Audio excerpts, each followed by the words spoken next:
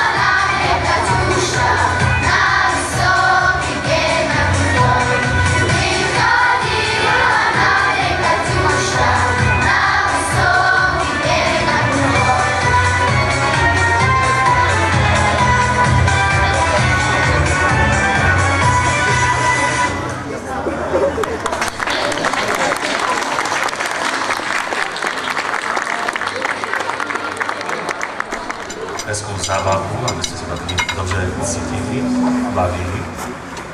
Bohužel pan starosta nemohl tady přijít, takže jeho jméno a také panství Kuřim. Všechny vás tady zdravím a vítám.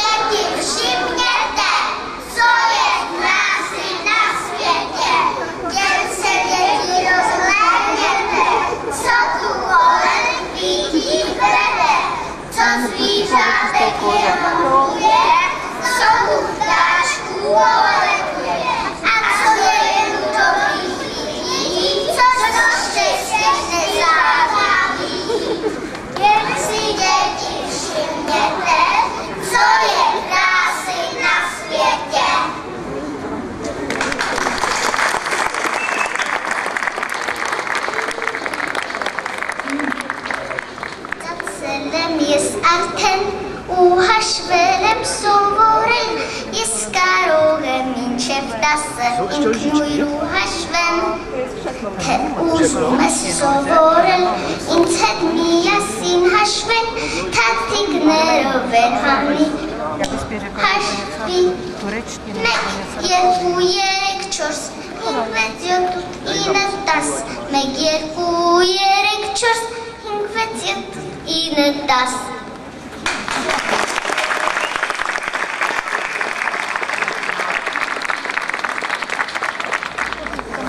Орел, рак и щука не знае по каква сполука, таква си мраката дошла да теглят наедно кола. И ето те се впрягат, напъват се, напрягат, ей тъй, че ще се пукнат чак, но пустите кола не мръдва пак. Те можеха преместят най-лесничко товара, но орелът като крилат се теглил нависоко.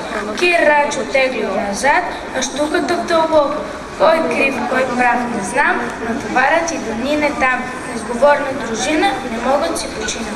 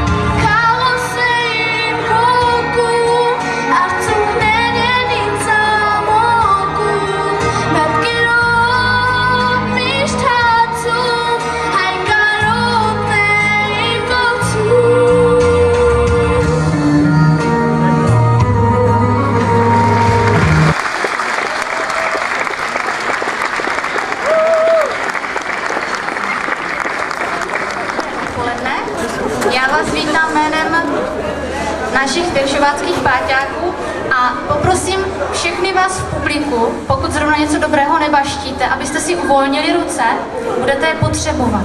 My vás totiž naučíme jednu krásnou písničku o tom, jak na Slovensku nakupovat ryby.